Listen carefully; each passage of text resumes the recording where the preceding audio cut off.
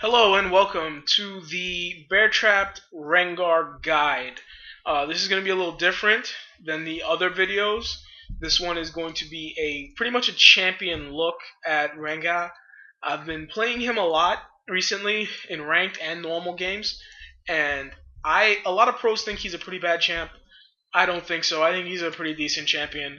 Um, right now I have the lovely Vamp Bun helping me out today playing Xin Zhao, building straight health so that we can get this done without having to cause too many deaths. I'm gonna give a a basic overview of his abilities and his passive. Of course, we're gonna start with his passive. Now, his passive is called Unseen Predator, and Unseen Predator is basically whenever you're stealth or you're in a bush, you gain this little circle, which is a range indicator, and then your next auto attack will leap you toward a minion or an enemy. You can leap to minions, like so, or if a champion is close enough, you can leap to champions, like so. Now, the effect lasts for about 0.5 seconds after you leave a bush, so if a person is just on the edge of the circle, you can leave the bush and still leap to them, like so. Now, the other thing about Rengar is he's a manaless champion, but he runs on a ferocity system. So now Vampire is going to stand there and let me hit her with a few of my abilities. Your ferocity builds when your abilities hit an enemy. So I'm going to just build ferocity right here really quick by using my abilities. We'll get into what each ability does here in a second. And we're going to start with his Q. His Q is called Savagery. It's basically an on-next attack buff that for the next few seconds you get a 50% attack speed bonus at level 5, and you get a 130 plus 255 physical damage attack. It's a very, very effective attack. Xin Zhao right now has a lot of health, so it's not going to look super effective, but it is a very strong attack, and that's going to bring me to 5 ferocity. Boom, 5 ferocity.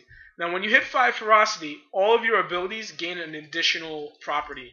For savagery, it's basically just going to make the attack speed bonus really, really powerful, and it's going to give you 100% attack speed bonus. It's also going to give you a lot more attack damage because it's going to be 150% and then plus 383 with the attack damage I have right now. So here's an empowered Q. Notice how a good bit more damage to Xin Zhao there. So now the next ability is Battle Roar, which is your W. Battle Roar will deal a little bit of magic damage to the enemies around you, and if you hit an enemy with it, generate ferocity, it will also give you a bit of magic resist and a bit of armor. So that's also very good. Now I'm going to stack up to 5 ferocity again, which again on Rengar is not that difficult. So now I have 5 ferocity. Now the ferocity bonus for Battle Roar is it'll also heal you for 15% of your health. So I'm going to have Vamp Bun do a little bit of damage to me. And she definitely jumped at that. And now I'm going to Battle Roar, and it's going to show you how much health I get back. See, that's a lot of health. Of course, when I play Rengar, I stack health on him to make his heal a little bit more effective. Now I'm going to build some more ferocity while we talk about his E, which is his Bola Strike. Get it? E, Bola Strike? Anyway, his Bola Strike throws a ball. It deals a decent amount of damage. A lot of people think that it doesn't deal a lot of damage, but I think it deals a decent amount. And it slows an enemy. The base slow is 50%. At max, it's about a 70% slow that rapidly decays. With ferocity, with 5 ferocity, it'll root the target for a second, which is very helpful in the jungle for his ganks. I get 5 ferocity right there. And now I'm going to have Bun come to me right now. And then I'm going to Bola her, and she's going to start running. So now she's going to start running the opposite direction. And notice how slow she's moving. Very slowly. So it's a very nice... She got rooted for a second and then slowed. What you can do is you can set it up so your Bola and your empowered Bola will be both available to you, since the powered abilities share a separate cooldown. So basically what you want to do if you know the person has a decent amount of speed and is going to try and escape and you're trying to gank, you would lead with an empowered Bola and then go into a regular Bola immediately thereafter. Now your last ability is your ultimate, and your ultimate is probably one of the coolest ultimates in the game. I'm going to quickly spend all my ferocity. Your ultimate basically will turn you invisible. It's a short delay on your invisibility. You don't instantly go invisible, and it will make any champion visible on the map to you. Which means that if you have any invisible opponents, like a Twitch or a Shaco or a Talon, you will immediately know where you are, and you'll be able to jump to them without having to be in a bush. So what's going to happen is I'm going to have Vampbun get into that bush right there, and then I'm going to pop my ultimate, and then she's going to move out of the bush, and I'm going to still be able to jump to her without being anywhere near the brush. So I'm going to pop my ultimate here, and I'm going to go invisible, and the minions are going to stop attacking me. And she's in the bush, but I can see her, and I can jump to her. Also, while you are in your ultimate, you have increased move speed, and you generate ferocity. So if you're coming in for a gank from the jungle, and you only have like 3 ferocity, but you don't want to burn any more cooldowns, and you know they have a ward, you can stealth through the ward and gain the ferocity necessary for that empowered boulder strike to set up your gank. Now, we're going to talk a little bit about his personal item, which is a item that he gets from the store. It's completely optional, but honestly, I feel like if you're not buying this, then you're not doing well enough, then you're going to get behind and you're not going to win the game anyway. This item is called the Bonetooth Necklace. Now, the Bonetooth Necklace starts out with 10 attack damage, and it gains 2 attack damage per level. For an item that's only 800 gold, this is amazingly cost effective, because at level 18 that's 46 attack damage, which is like 1 attack damage more than a BF sword. Also, we have the trophies, and the trophies are, it's an interesting system. You get 1 trophy for a kill and 1 trophy for an assist. So you definitely don't need to kill steal people, and getting assists and being a team player is really helpful. At 3 trophies, which is 2 kills and an assist, 2 assists and a kill, 3 kills and 3 assists, you get 10 armor penetration and 5% cooldown reduction. And being a manaless champion who's only limited by his cooldowns, cooldown reduction is very good on Rengar. You also, at 6 trophies, you get 25 movement speed, which is also really good. At 9 trophies, your leap gains 150 bonus damage. We started this game with a fully pinged necklace, so a fully stacked necklace, so that I have that 150 extra range. So as you can see, it just really increases the amount of range that I have to leap to. Now, see how far they are? I can still get there, and it's not a problem. At 14 trophies, which is the maximum amount of stacks, your ultimate duration is increased for 3 seconds, which is very helpful. And as soon as you activate it, you generate an additional 1 ferocity.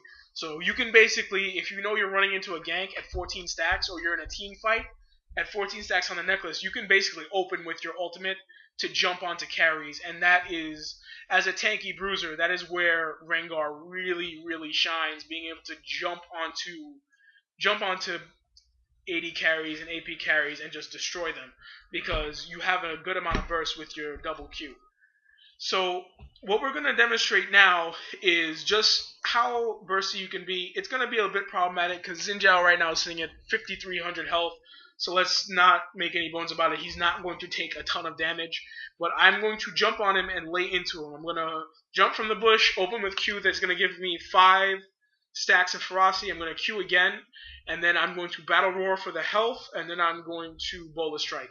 And we're just going to see the amount of damage that it's going to do really quick. It's not going to kill him. It shouldn't even take too much life off of him, but the combined ability should certainly do enough noticeable damage to him, despite the fact that he's a tank.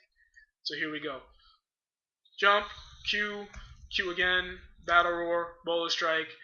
And then as you can see, I can auto-attack him down. And for someone with 5,300 health to take that much damage, he's down to 3,800. Just, I want you to imagine what that does to a carry. Now we're going to talk about building Rengar. And building Rengar it depends on the player.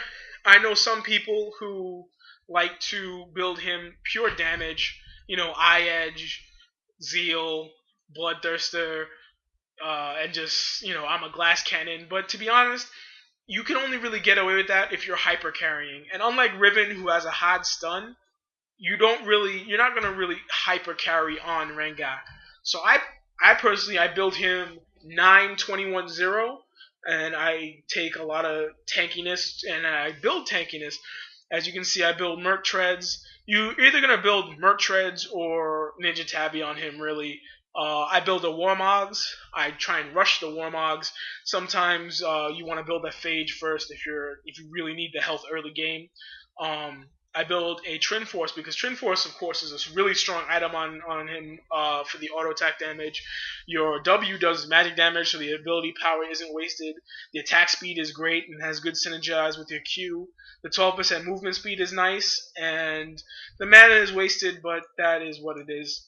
I also like to build a Bloodthirster on him because Bloodthirster offers a little bit more sustain in team fights because you're auto attacking so fast. The thing about it is you can't build a Bloodthirster on this map, so we ended up building a Sanguine Blade. And finally, I like to build a Zeke's Herald because I like Zeke's Herald. A lot of games you'll end up building a Aegis of the Legion to be a team player. I like Zeke's Herald because the health is good on him, the cooldown reduction is good on him, and a lifesteal and 20% attack speed are all good on him.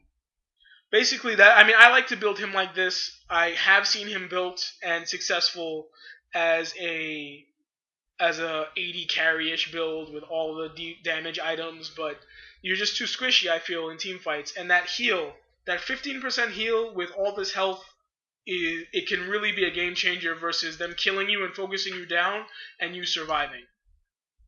Not only that, but you get increased tankiness from your W, especially if it's empowered.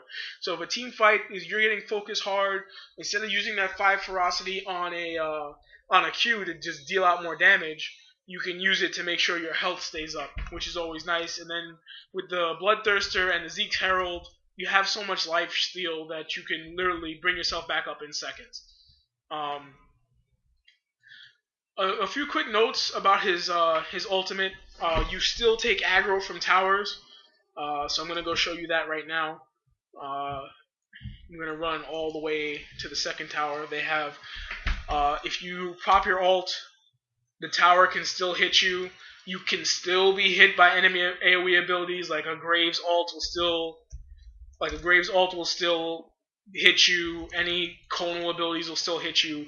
You can still be pulled by Darius, even though he won't see you, but he can definitely Q and still hit you. Like, you'll take a lot of damage if you just Q in. It definitely takes a moment for your invisibility to go on.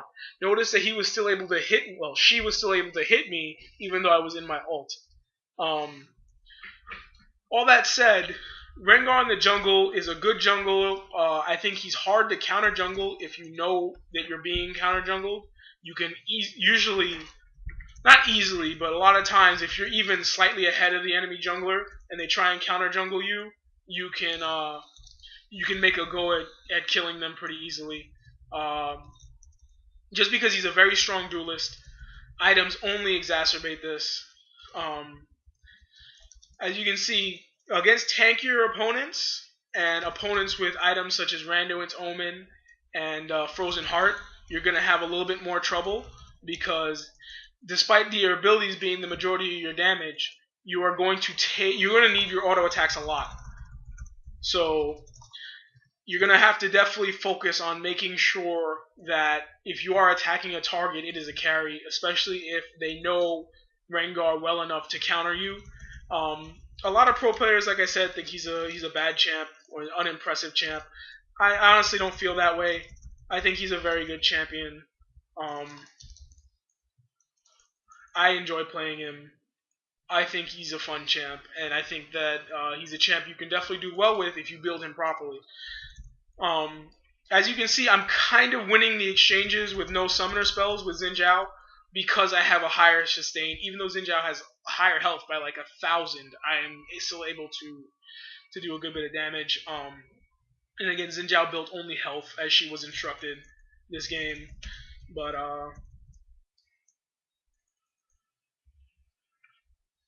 as you can see, my ult is up, so she doesn't know where I am. And you can get kills like that. I mean, you can juke. There's some pretty sick jukes you can do. Bush jukes. So you jump into a bush, you ult, and you run out the opposite direction, and they'll follow you in there.